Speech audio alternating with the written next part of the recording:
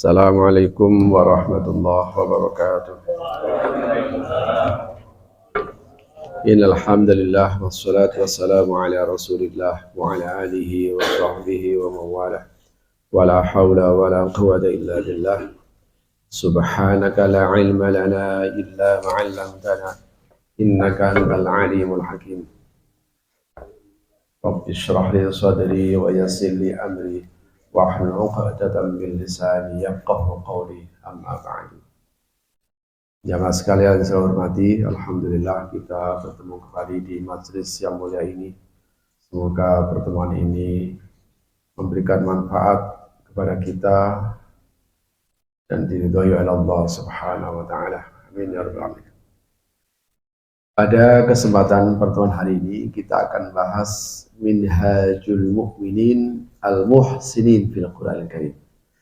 Jadi maksudnya petunjuk Al-Qur'an terhadap orang mukmin ingin menjadi lebih baik. Jadi orang itu selalu ingin menjadi lebih baik. Misalnya kalau bapak jadi pegawai, tidak ada orang ingin pegawai yang paling buruk, nggak ada.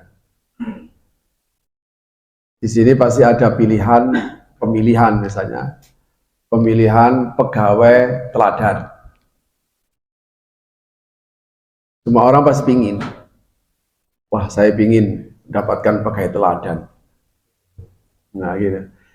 Tentu saja keinginan untuk mendapatkan pegawai teladan itu pasti ada tujuan yang akan didapatkan. Entah karirnya bisa naik, entah dia mendapatkan hadiah besar, apa sajalah. Tapi tentu saja seseorang yang mendapatkan predikat pegawai teladan ini pasti ada kriteria-kriteria yang telah ditentukan. Nah, gitu. Begitu juga kita sebagai seorang mukmin. Orang mukmin itu kan banyak jumlahnya. Nah, ini al-mu'minin al-muhsinin. Jadi bukan sekedar orang mukmin biasa, tapi orang mukmin yang berkualitas. Kenapa ini judul ini menjadi penting? Karena begini, di ayat atau surah Adz-Dzariyat ayat 15, 16 itu ada berbunyi begini, a'udzubillahi minasyaitonir rajim, bismillahirrahmanirrahim. Innal muttaqina fi jannatin wa 'uyun akhidina ma atahum rabbuhum innahum kanu qabla dzalika muhsinin.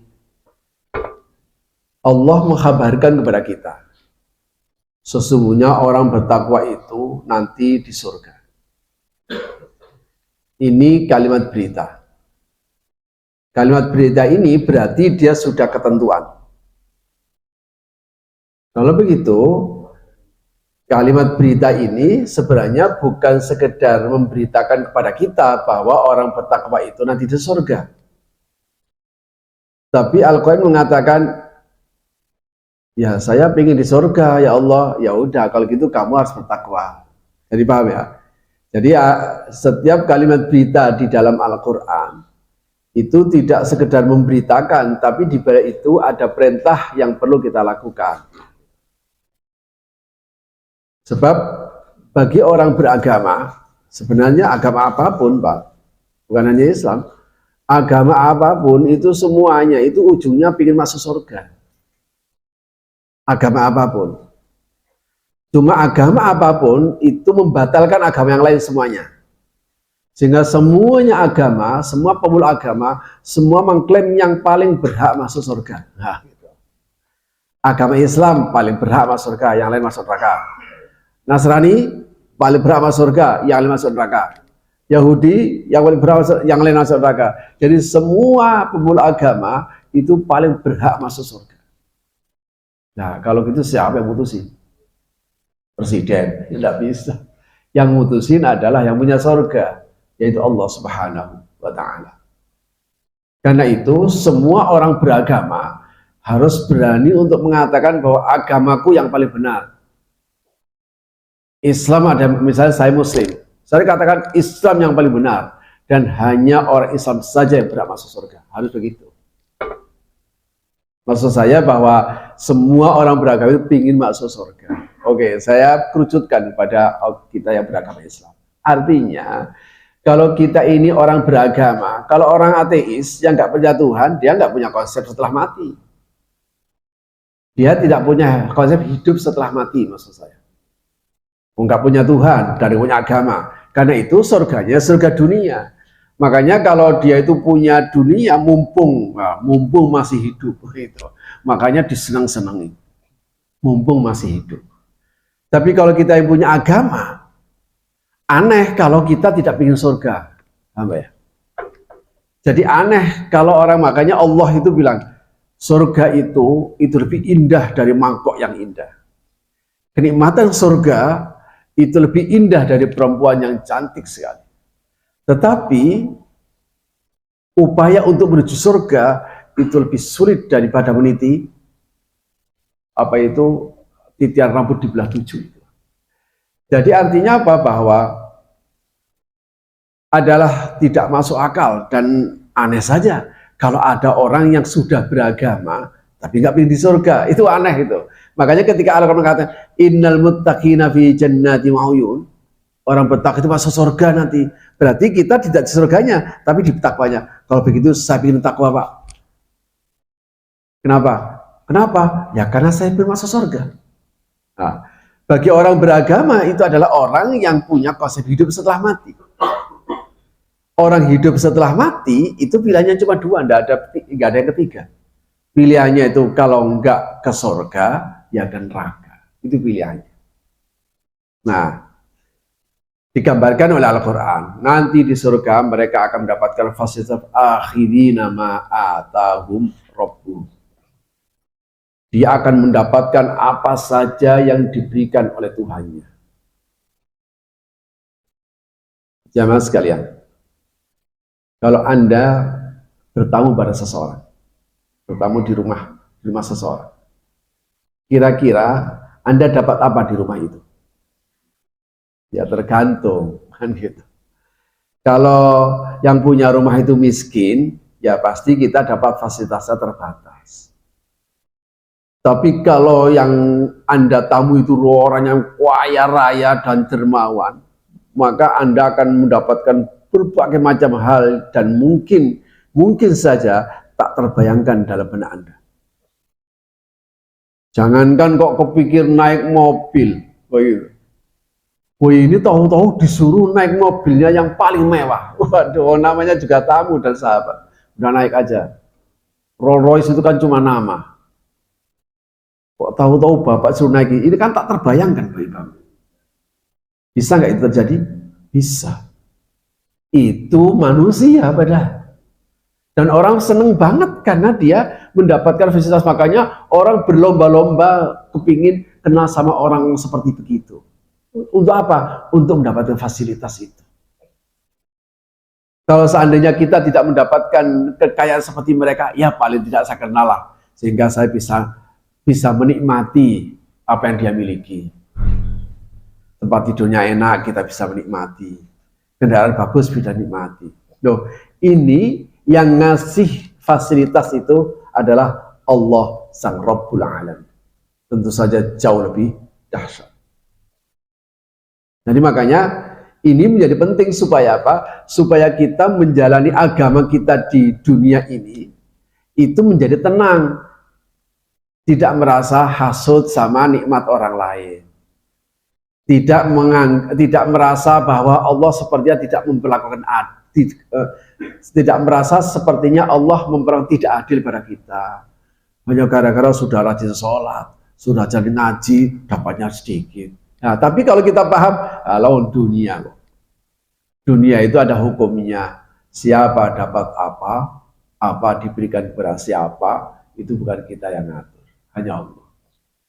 Allah akan memberi kepada hambanya di dunia itu tidak didasarkan atas kasih sayangnya, tapi karena pertimbangan kebaikan-kebaikan Allah saja. Nah, kalau kita clear pikiran kita bahwa sebenarnya yang kita target itu adalah surga, maka tentu saja yang kita tapaki di dalam dunia ini bukan sekedar meniti karir sehingga karirnya menjadi bagus. Bukan saja meniti karir supaya dia naik. Bukan saja bekerja keras supaya dapat hasil besar. Tidak begini. Kalau begini, ini konsepnya yang melakukan seperti begini, ini orang kafir juga melakukan. Orang nggak punya agama, itu juga melakukan hal yang sama. Artinya kalau kerja keras Bapak, bekerjanya ini karena untuk masa depan di dunia, yang punya cita-cita seperti begitu, sama. Orang kafir juga punya seperti itu. Orang nggak punya agama juga punya cita-cita seperti itu. Kalau begitu kita harus beda, karena cita-cita kita nanti saya di surga. Enggak apa-apa kan, nanti di surga. Saya akan dapat sesuatu jauh lebih besar dari itu. Dan makanya keyakinan itu yang kemudian menanamkan kita menjadi kuat untuk menjalani hidup.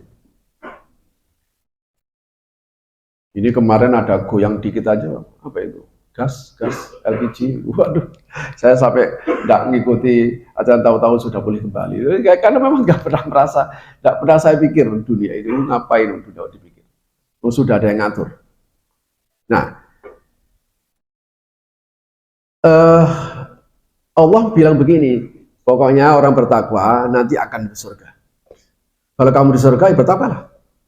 Kok di surga, kamu akan mendapatkan apa saja yang kamu pikirkan, yang kamu inginkan, terbersit dalam benak, yang bahkan tidak terbayangkan. Itu kamu dapat semuanya. Kenapa? Yang berikan Rabbul Alamin. Nah, pertanyaannya, loh, ada di al-imajiner. Ya Allah, itu dulu saya mau dapat fasilitas itu. Itu dulu di dunia ngapain? Itu dulu ketika di dunia apa yang dia lakukan? Kata Al-Quran, innahum kanu qabla dzalika muhsinin. Nah, ini maksudnya. Oh, dulu dia itu di dunia selalu berbuat kebajikan. Itu terjemahannya. Makanya terjemahan tidak mewakili kata ini. Nah, sekarang al-muhsin itu orangnya, orang yang berbuat kebaikan. Itu al-muhsin, bentuk tunggal. Bentuk jamak, muhsinin, orang-orang yang berbuat kebaikan. Pekerjaannya namanya ihsan. Maka ihsan itu pekerjaan bentuk perbuatan baiknya. Kalau begitu, ihsan itu adalah, sebab kalau tidak didefinisikan secara benar, sekedar berbuat baik, Bapak bisa kalah sama orang yang nggak punya agama.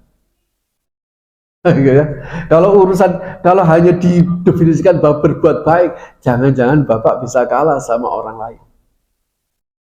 Makanya harus ada definisi. Ihsan yang dimaksudkan berbuat baik itu adalah antaf'ala syai'an fauqa ma iftaradahullah. Kamu mengerjakan sesuatu lebih dari yang diwajibkan. Lebih dari yang diwajibkan. Walakin min jinsi ma iftaradahullah. Tetapi itu masih satu jenis dengan yang diwajibkan oleh Allah Subhanahu wa taala. Ya misalnya sholat yang diwajibkan adalah 5 waktu sehari semalam. Nah kok Bapak nambah 2 rakaat saja, nambah dari yang wajib saja, nambah cuma 2 saja misalnya. Oh ternyata nambahnya cuma qobliyah subuh, misalnya cuma nambah itu toh, itu Bapak sudah masuk pada ihsan. Jadi gitu. Makanya definisi itu penting. Sebab nanti bisa tidak jelas karena berbuat baik itu bisa banyak ragamnya. Jadi ihsan itu adalah melaksanakan satu lebih dari yang diwajibkan oleh Allah Subhanahu wa taala, tapi masih satu jenis. Puasa yang diwajibkan adalah Ramadan. Loh, Bapak nambah, ada puasa Rajab, ada puasa sunnah-sunnah yang luar biasa itu. Zakat misalnya, zakat itu cuma 2,5%. Loh kok Bapak lebih, ya infak, sedekah, itu berarti lebih dari diwajibkan. Jadi walhasil, Selama Bapak melaksanakan yang lebih dari yang diwajibkan, Bapak sudah melaksanakan ihsan. Orangnya namanya muhsin. Paham ya? Oke. Pertanyaannya begini. Ketika Anda ditanya begini, kenapa sih kamu sholat? Jawabannya apa? Kenapa kamu sholat? Ya karena diwajibkan. Udah nggak usah sholat, nggak ada yang tahu aja. Loh, orang bisa nggak bahwa saya berikan contoh sederhana. Misalnya ada orang bekerja.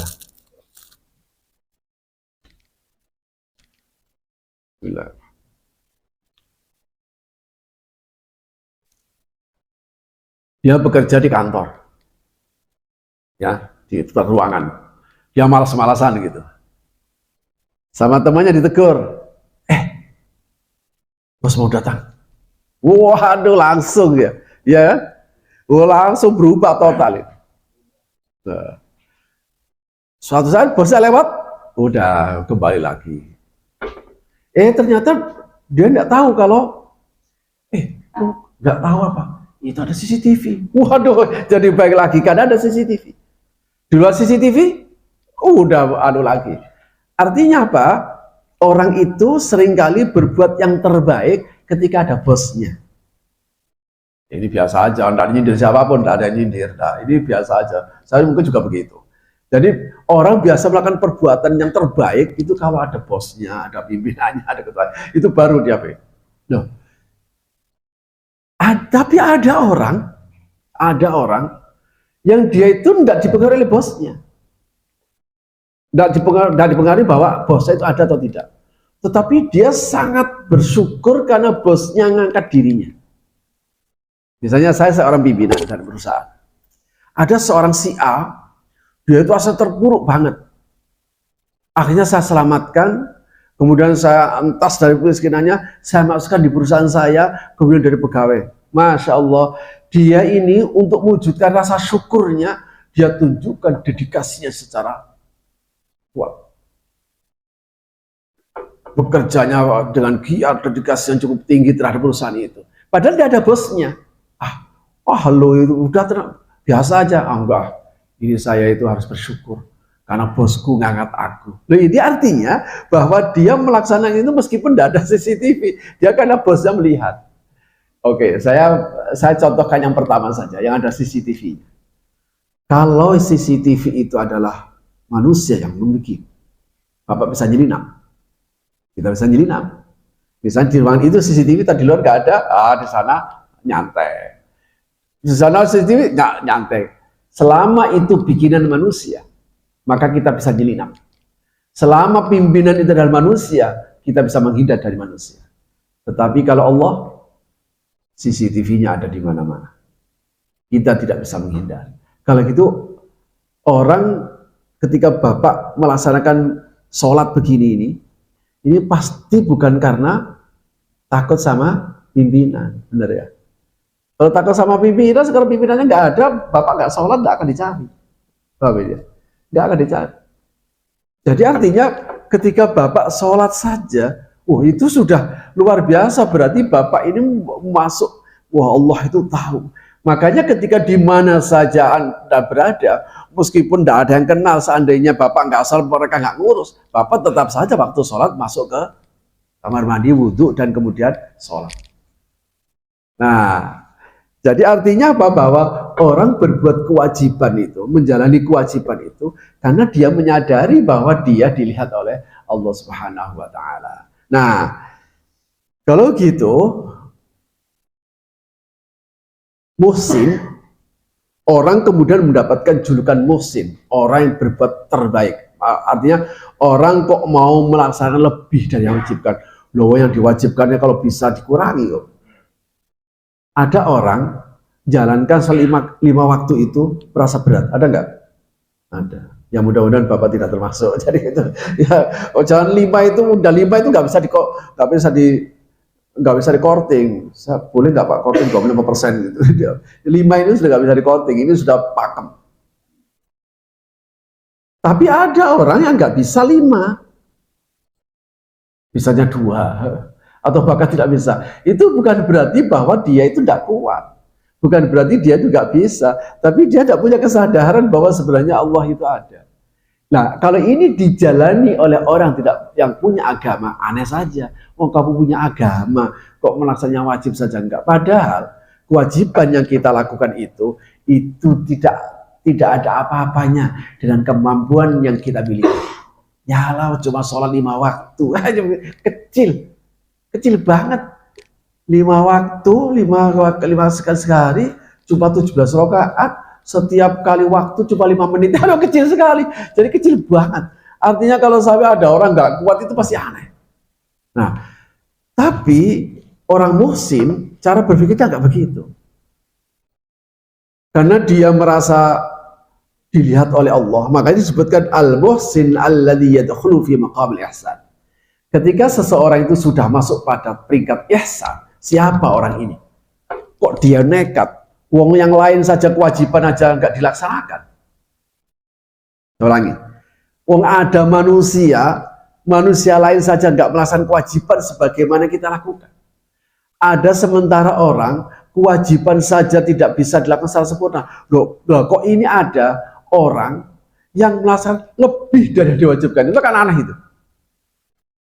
Bapak jadi pegawai di Lois ini, masuk jam 8, keluar jam 5. Kan maunya enggak jam 8. Ya jam 10 lah, Pak. 10, nanti keluarnya jam 2, tapi gajinya tetap. Loh, itu sama. Jadi pegawai itu sebenarnya begitu. Pinginnya masuknya lebih siang, pulangnya lebih siang juga. Jadi itu pegawai semuanya begitu. Lah kok ada orang yang dia masuknya sebelum jam 8 sudah masuk. Wah, itu kan gitu ya. Sebelum waktunya sudah masuk. Terus sudah orang mau pulang, dia masih belum pulang. Wah, itu pasti pimpinan itu. Wah, luar biasa orang ini loh gitu. Dia pasti punya catatan tersendiri. Ini kondisinya bagus. Sama. Jadi ini adalah satu dialog sangat manusiawi. Di mana Allah itu memperlakukan ini loh, yang saya wajibkan. Oh, kalau Bapak kewajiban lebih berat, kewajiban kantor itu lebih berat dari jam 8 sampai jam 5, coba. Wah, harus kerja terus. Coba kalau sama Allah, gampang. Duhur, masuk duhur, sholat 5 menit, selesai, sudah. Jadi Bapak setiap masuk sholat, kemudian wudhu, sholat, cukup 5 menit, 10 menit, itu sudah dianggap ini baru hambaku. Tetapi bagi seorang yang muhsin, ketika dia masuk pada derajat ihsan, siapa ini? May ya'budullah ka'annahu yarah, fa illam yakun yarah fa innahu yarah. Orang muhsin itu adalah orang yang dia itu menyadari bahwa ketika dia melaksanakan ibadahnya tadi itu seakan-akan melihat Allah. Seakan-akan Allah hadir untuk melihat. Seandainya tidak, dia meyakini bahwa Allah melihatnya. Loh, gara-gara seperti begini loh, Pak. Akhirnya dia ini ingin melaksanakan lebih dari yang itu. Siapa yang tidak mau dilihat oleh pimpinan kalau seandainya dia itu, pasti orang kalau namanya menjilat. Menjilat itu kalau sama Allah boleh. Gitu ya. Tapi kalau menjilat sama manusia jangan. Menjilatlah sama Allah. Dengan cara apa? Dengan memperbanyak yang tidak diwajibkan tadi itu. Maksudnya laksanakan yang tidak diwajibkan. Sebab Allah mencintai yang lebih yang diwajibkan tadi. Kalau orang cuma 5 waktu ya tidak dicintai sama Allah, diwajibkan. Ya itu udah standar kaum muslim lah. Tapi kalau kamu ingin mendapatkan mahabbah, ini namanya bonus namanya. Makanya bonus itu dalam sebuah pekerjaan nggak mungkin akan diberikan kepada orang yang nggak rajin, nggak mungkin. Pasti dia punya kriteria-kriteria khusus. Yang wajib pasti sudah beres. Ditambah kriteria-kriteria khusus, makanya dia dapat bonus. Dia dapat penghargaan, dia dapat mendapatkan predikat pegawai teladan. Wah, akhirnya dapat bonus ini, dan lain sebagainya. Nah, sama dengan karena itu ru'yah yang dimaksudkan ini adalah ru'yah al-imaniyah. Satu penglihatan yang bukan pakai mata tapi pakai hati. Hatinya lah yang kemudian mengatakan Allah adalah Allah tentu saja gaib. Tapi benar-benar seakan-akan kita melihatnya. Saya berikan ilustrasi. Kalau saya seorang misalnya ada orang apa namanya pariwisata,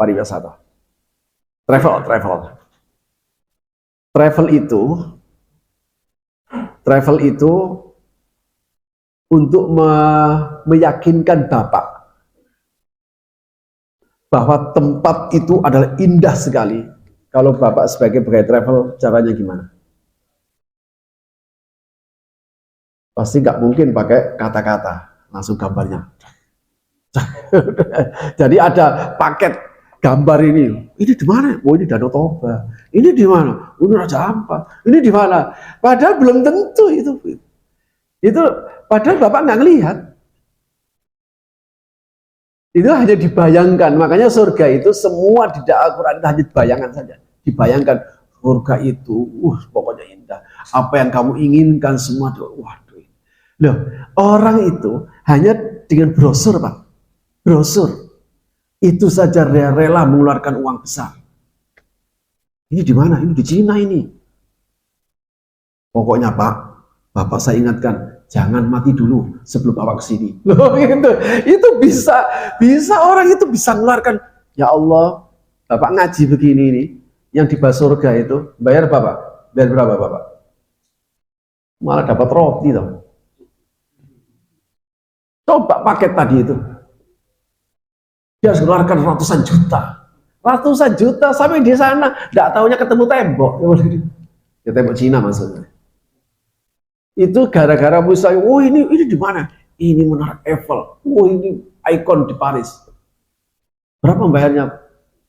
Puluhan juta dia keluarkan, ratusan juta dia. Sampai di sana ketemu besi ya. Terus kemudian dia foto di bawahnya, diupload di status Paris. Bodohnya kita kasih komentar. Nah, itu. Jempol mula jadi gitu. Itu jadi kita kasih komentar. Tadi kan saya tunjukkan gambar ini Pak, saya lagi di Manhattan, di New York. Selama dia tidak komentar, saya pasti jengkel.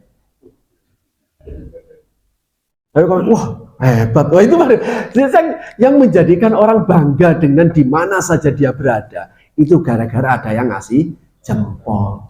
Coba Bapak komentar. Jalan udah saya upload, gak ada komentar teman-teman. Jadi gini.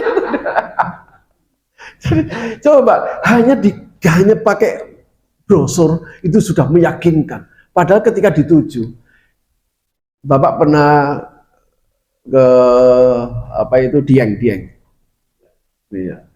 Itu kalau difoto, indah sekali. Coba Bapak ke sana, ketemu batu. Jadi artinya betapa ru'yah itu, ru'yah imaniyah. Bapak ini ru'yah imaniyah saja itu. Percaya saja dengan ini. Loh, manusia saja dipercaya bodoh banget.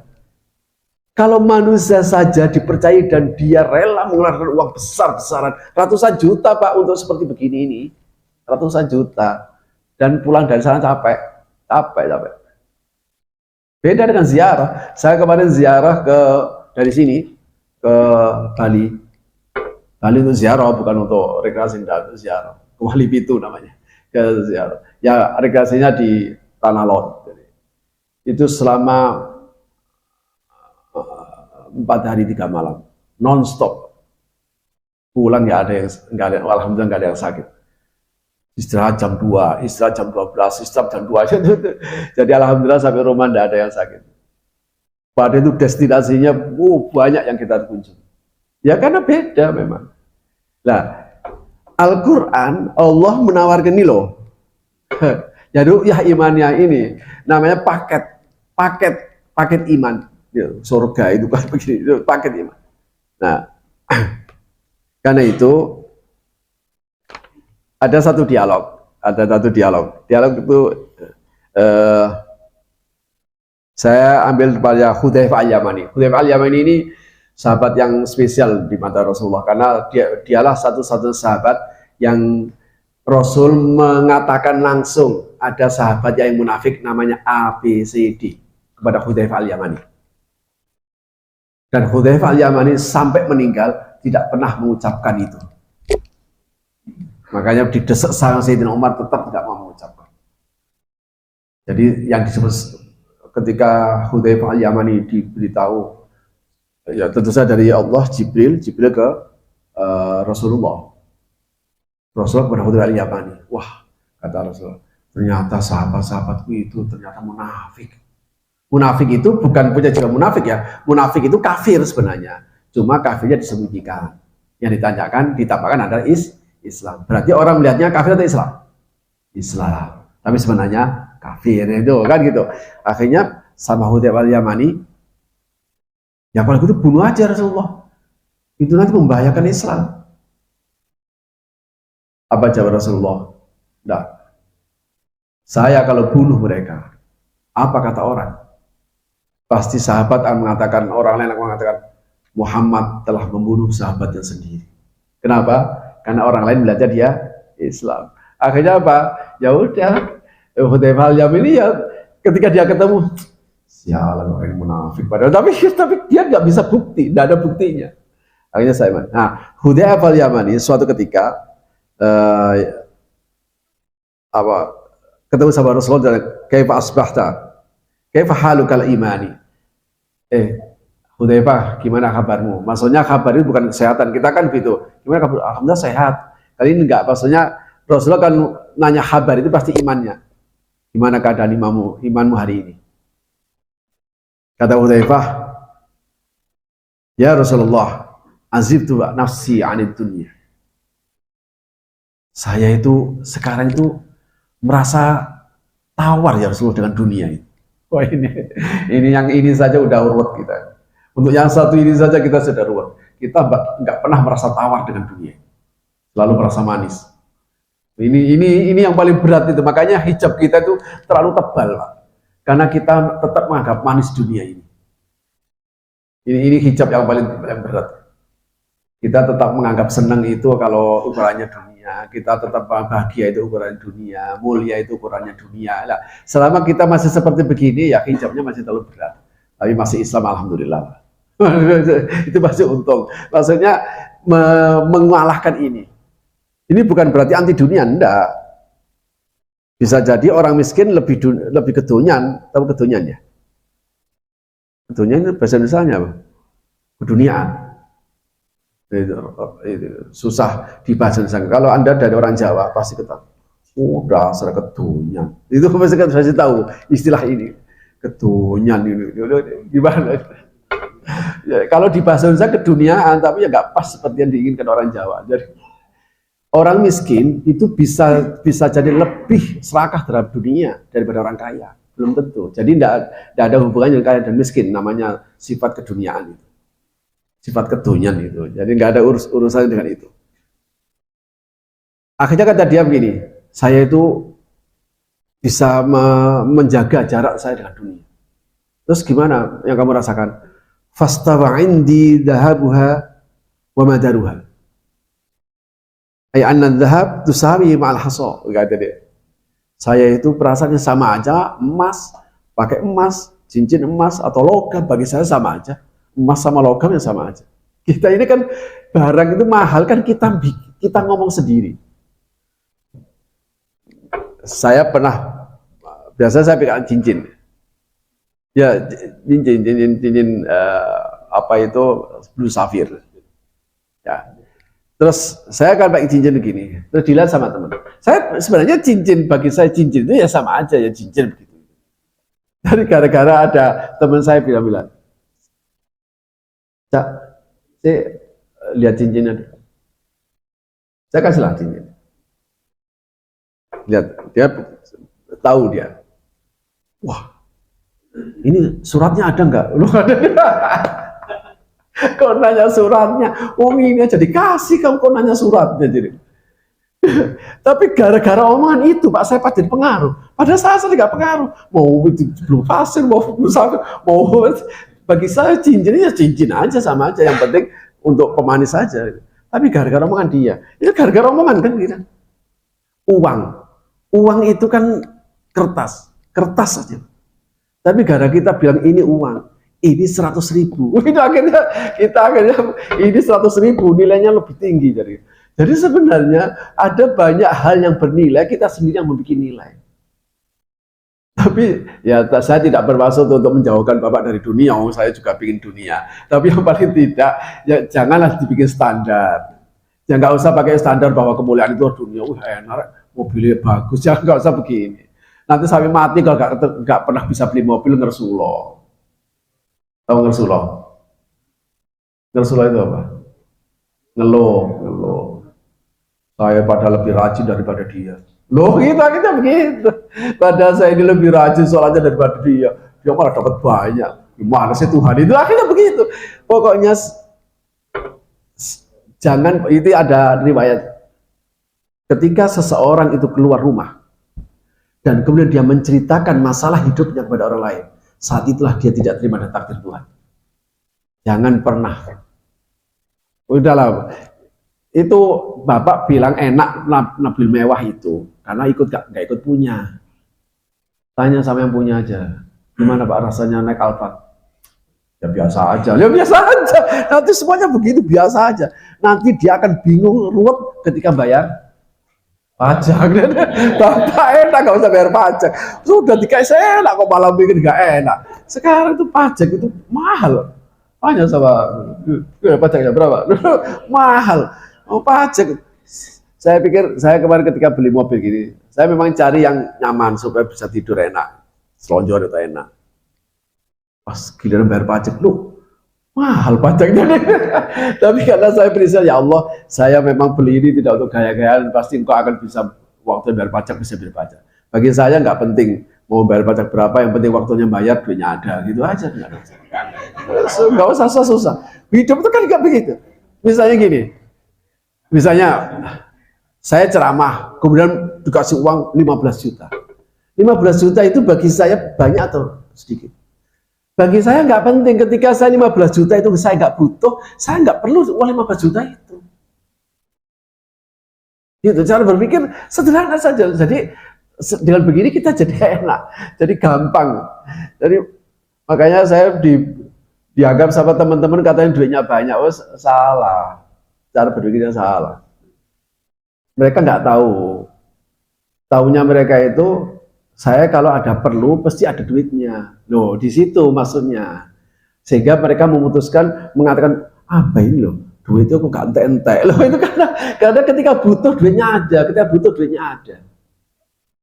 Kenapa? Ya karena ini kita sedang bermain dengan keyakinan. Makanya jangan percaya dengan uangnya, percaya sama Allahnya. Allah lah yang mendatangkan uang itu. Makanya ketika gini loh cara berpikir, ikhdimi man khadamani wastakhdimi man khadamani, kata dalam hadis qudsi. Layanilah aku, kata Allah kepada alam semesta ini.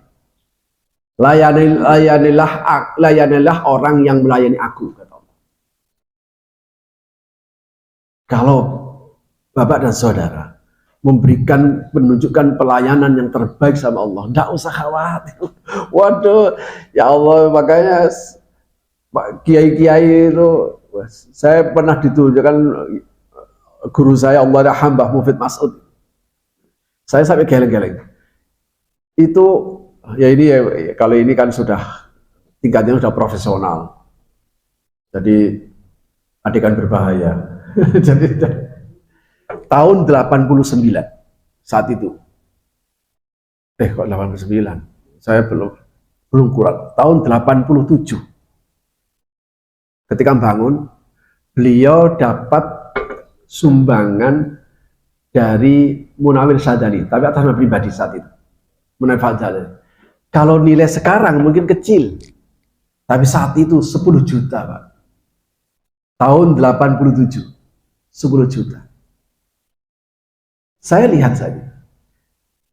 Ini uang 10 juta sumbangan dari Pak Munawir.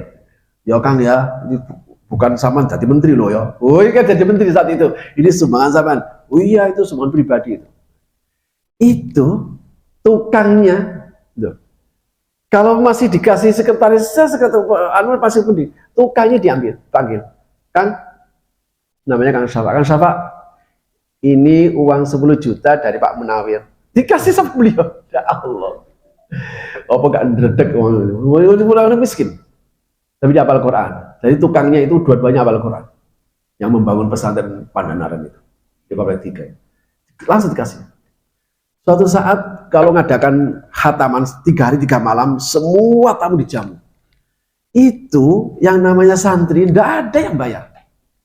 Nggak maksudnya bayar untuk acara. Bayar untuk acara. Tidak. Bahkan yang dikhatami itu loh. Saya saat itu dikhatami karena lagi gak punya duit.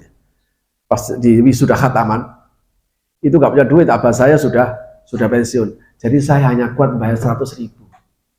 100.000. Jadi gak kuat bayar. Tapi 50.000 ke 100.000 saya gak kuat bayar. Padahal ada yang ya rata-rata 150. Padahal acaranya itu bisa habis sampai 10 juta. Loh gitu, setelah acara itu pergi haji sampai 5 orang, 6 orang. Kali-kali dari mana duit? Suatu ketika ada santri itu suruh ngirim wesel pos untuk undangan pada orang tuanya masing-masing dengan perangko 300 rupiah.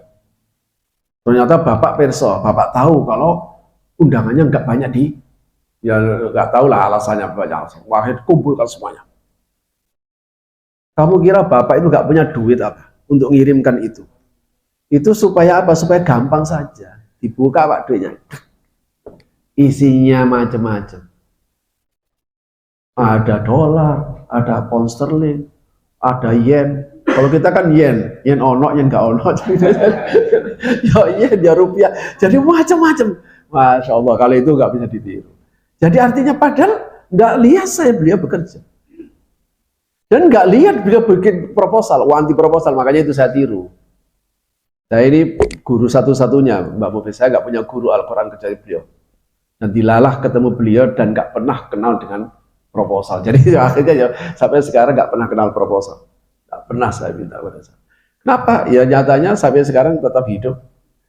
Sampai usia pesantren sudah 18 tahun dan tidak ada masalah. Dan mereka nggak ada yang bayar. Wah berarti Bapak hebat. Oh yang hebat. Jadi itu salahnya kita itu. Ketika mengukur orang itu manusianya yang hebat, pada Allahnya yang hebat. Makanya caranya harus dibalik cara berpikir kita. Makanya kata Hudzaifah, bagi saya itu mau emas mau ini sama aja lah ya Rasulullah. Loh gitu, numpak angkot atau numpak mobil mewah sama aja. Ketika ini namanya perasaan namanya. Kita yang merasakan. Ketika Bapak bisa merasa seperti begitu, ini orang lain bisa tahu nggak? Tidak ada yang tahu. Bapak yang merasakan. Ya suatu ketika yang ada mobil mewah, diajaklah mobil. Ketika jalan gitu, saya ketika dapat undangan dari Amerika, setiap orang yang saya kasih pasti ngasih, wah enak Bapak, enak. Semua bilang enak. Saya pikir enak. Enaknya di mana ya? Nanti saya ceritakan lah Pak, saya belum ke Amerika. Nanti saya ceritakan enaknya di mana. Ya ketika di sana saya setiap kali di destinasi di mana saya tempat, saya memikir benar ya. Ini enaknya di mana saya di sini. Ketika di Manhattan, saya kemudian ini ketika di Rocky Mountain misalnya, enaknya di mana? Enaknya itu ternyata saya bikin video dan kemudian saya upload. Enaknya itu banyak yang komentar, oh di situ ternyata enaknya. Bukan di sananya, itu ternyata enaknya. Wah, saya di Amerika ya. Ketika saya di Las Vegas, yang terbakar itu, Los Angeles itu, saya foto di sana, di Hollywood, di tempat Hollywood itu, di Beverly Hills itu, saya foto. Oh ternyata enaknya itu ketika saya difoto, dan gue diupload, ada yang komentar, oh di situ enaknya. Goblok banget saya itu. Betapa banyak orang itu ngumpulin duit banyak itu bahasa Inggris, kemudian ke Amerika. Saya nggak punya duit, nggak bisa bahasa Inggris ke Amerika 2 bulan. Jadi kalau begitu ada satu definisi. uh, famakna muhsin, kalau begitu seorang muhsin adalah annahu wasofa lil insan, bahwa Allah menyifati kepada manusia alladzi amana bi rabbih. Ini yang penting. Muhsin adalah sifat yang disandangkan kepada manusia yang beriman pada Allah. Itu yang pertama. Makanya ini tidak bisa disandangkan kepada orang yang berbuat baik. Paham Pak ya?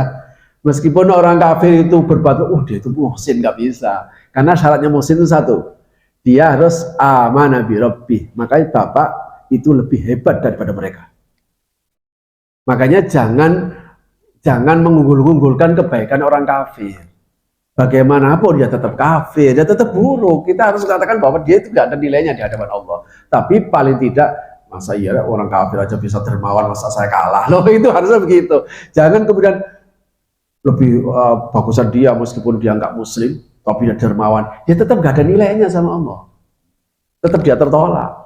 Tapi kalau Bapak sebagai seorang muslim, melihat ada orang nggak punya beragama kok bisa lebih dermawan, lebih pemaaf, dan dia itu bisa punya dedikasi, mestinya kita akan tersindir. Wah sialan, dia nggak punya agama tapi dia lebih baik. Nah harusnya begitu. Itu yang pertama. Jadi pertama, wasafal insan alladzi amana bi rabbih. Itu yang pertama. Yang kedua, fa'abadallah bi aktsara mimma iftarada. Setelah dia beriman, dia kemudian beribadah kepada Allah lebih dari yang diwajibkan. Nah, jadi sebenarnya Bapak ini sudah masuk sebenarnya. Meskipun masuknya masih level berapa, tapi udah lumayan. Yang penting jangan ngurangi yang wajib. Itu saja yang penting itu. Yang wajib nggak bisa dikorting, Pak. Puasa ya Ramadan nggak bisa dikurangi. Sholat ya 5 kali waktu sehari semalam ya nggak bisa dikurangi. Makanya jamaah sekalian, sholat itu memang aneh ya, memang kalau dihitung bilangan ya cuma sedikit, ya cuma 17 rakaat. Kalau dihitung waktu cuma sedikit, karena cuma zuhur 5 menit, maghrib 5 menit, semuanya 5 menit, cuma sedikit. Cuma beratnya sholat itu berulang setiap hari. Harus mengulang lagi, ketemu zuhur sholat lagi, ketemu asar sholat lagi, ketemu maghrib. Itu yang pertama karena diulang. Yang kedua, waktunya nggak boleh bergeser. Zuhur ya begitu, ya segini dan segini, asar segini dan segini, nggak bisa bergeser, sehingga zuhur nggak bisa masuk asar nggak bisa maghrib. Nah masalahnya kondisi yang kita alami kadang nggak menentu. Datang masuk waktu sholat, kita lagi ngapain? Loh gitu, itu saja persoalannya.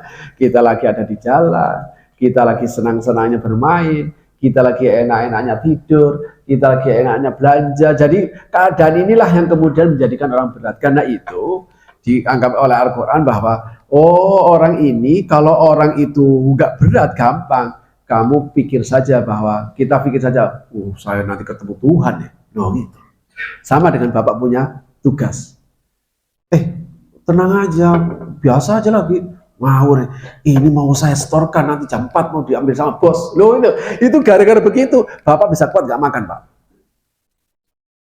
Jam 8 dia bilang, tolong ini diselesaikan, nanti jam 5 sampaikan ke saya. Padahal kerjaan itu harusnya besok sampai saya paling tidak lusa. Karena bosnya ngomong jam 5 harus diselesaikan. Dari jam 8 dia bilang, itu bisa kuat gak kemana-mana. Bahkan ketika sudah masuk waktu makan siang, diajak makan, makan dulu, entar dulu. Ini urusannya dengan bos ini, berat itu. Dia kuat untuk tidak kemana-mana, kuat untuk nahan lapar. Itu hanya untuk manusia, apalagi untuk Allah Subhanahu Wa Taala. Ya mudah-mudahan kita atas pertolongan dari Allah Subhanahu Wa Taala, kita bisa melakukan yang terbaik. Terbaik itu maksudnya lebih dari yang diwajibkan. Ya paling tidak, meskipun tidak semua kewajiban. Kewajiban kan ada sholat, zakat, puasa, haji. Ya paling tidak satu dari itulah. Sholat ya sholat sunnah. Seandainya sholat sunnah tidak semuanya, ya sholat sunnah paling nggak qobliyah subuh. Jadi ya sedikit-sedikit, ya paling tidak gitu. Yang penting jangan sampai mengkorting yang wajib. Itu saja dari itu. Pokoknya jangan pernah menyepelekan yang wajib. Sebab tidak mungkin orang itu melakukan sunnah kalau yang wajib masih disepelekan, tidak mungkin itu. Tidak mungkin ada orang zuhur, qobliyah zuhur, habis itu keluar. Loh, kamu nggak sholat? Ah, malas, udah qobliyah zuhur. Nggak mungkin itu orang gila itu orang begitu. Orang gila. Yang ada itu nggak usah qobliyah tapi tetap sholat zuhur, itu alhamdulillah. Baik, terima kasih Bapak dan Ibu. Kita memang waktunya agak siang, jadi mungkin sampai di sini yang bisa sampaikan. Sebenarnya ada banyak yang diberikan secara detail ya tentang apa itu kriteria dari orang muhsin tadi itu. Tapi yang terpenting gambaran dasarnya tadi itu. Muhsin adalah sifat apa itu nama yang disandangkan kepada manusia yang beriman kepada Allah dan beribadah kepada Allah lebih dari yang diwajibkan. Bukan menambah ya, kalau menambah bid'ah gitu, itu makanya harus beda, lebih dari yang diwajibkan. Makanya dimaksudkan bid'ah itu menambah yang sudah diwajibkan. Zuhur 4 rakaat, Bapak tambah 5, ya bid'ah namanya. Tapi kalau qobliyah itu nambah dari yang lebih dari yang diwajibkan. Ini orang salah pahamnya di sini. Jadi maksudnya man ahdatsa fi amrina hada, siapa yang membuat hal yang baru dalam urusan kami. Fi amrina itu bukan urusan umum begitu, tidak ada. Kita harus kembali hadis tadi itu kepada pensyarahnya. Ibnu Hajar Al-Asqalani memberikan penjelasan, Ibnu Hajar Al-Asqalani, Ibnu Rajab memberikan fi amrina maksudnya fi dinina, pada agama yang sudah jadi. Maghrib 3 rakaat, lah kok Bapak kurangin jadi 2, ya bid'ah. Bapak tambah menjadi 4, ya bid'ah. Itu maksudnya begitu. Kalau mau nambah di luar yang wajib. Selesaikan dulu yang wajib, baru ditambah. Itu namanya ihsan. Nah gitu. Yang wajib selesaikan dulu. Assalamualaikum, selesai. Tak Fatihah. Itu ya Fatihah tadi, itu namanya muhsin. Terima kasih. Saya kira itu Bapak dan Ibu. Mohon maaf, udah ada ibunya ya. Mudah-mudahan apa yang saya sampaikan ini ada manfaatnya. Semoga kita mendapat berkah dari petani. Amin ya rabbal alamin. Saya mohon maaf, ada kuliah. Terima kasih. Insya Allah kita ketemu kembali. Maka kita tutup dengan berdoa. Bidu'aillah ta'ala bisyafaat Rasulullah sallallahu alaihi wasallam.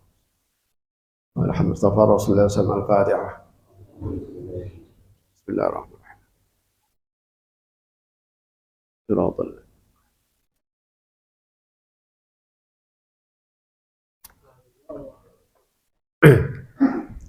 Bismillahirrahmanirrahim. Alhamdulillahirabbil alamin. Hamdan yuafi ni'amaka wa mazidah. Ya Rabbana lakal hamdu kama yanbaghi li jalali wajhika wa 'azimi sultanika. Subhanaka la nuhsi thana'an 'alayka anta kama athnayta 'ala nafsik. Allahumma salli 'ala sayyidina Muhammad wa 'ala sayyidina Muhammad. Allahumma ij'al ijtima'ana hadha ijran mubarakan marhuma. Wa tafarruqana ba'da hadha tafarruqan hasanan ma'suma. Allahumma anfa'na bima 'allamtana. وعلمنا ما ينفعنا وزدنا علما نافعا. اللهم أعنا على ذكرك وشكرك وحسن عبادتك. اللهم اجعلنا وأهلنا وأولادنا وذرياتنا من عبادك الصالحين ومن عبادك الذاكرين ومن عبادك الشاكرين ومن عبادك العلماء العاملين ومن عبادك المخلصين ومن عبادك المخلصين ومن عبادك المحسنين ومن عبادك المتقين ومن عبادك الذين كانت خلقهم على القرآن برحمتك يا رحمن. ربنا آتنا من لدنك رحمة وهيئ لنا من أمرنا رشدا. ربنا آتنا من لدنك رحمة وهيئ لنا من أمرنا رشدا. ربنا آتنا من لدنك رحمة وهيئ لنا من أمرنا رشدا. ربنا آتنا في الدنيا حسنة وفي الآخرة حسنة وقنا عذاب النار. وصلى الله على سيدنا محمد وعلى آله وصحبه وبارك وسلم. سبحان ربك رب العزة عما يصفون وسلام على المرسلين والحمد لله. Amin ya rabbal alamin. Hadanallahu wa ajma'in. Sallallahu ala sayyidina Muhammad wa ala alihi wa sahbihi wa baraka wasallam. Walhamdulillahi rabbil alamin. Wallahu a'lam. Assalamualaikum warahmatullahi wabarakatuh.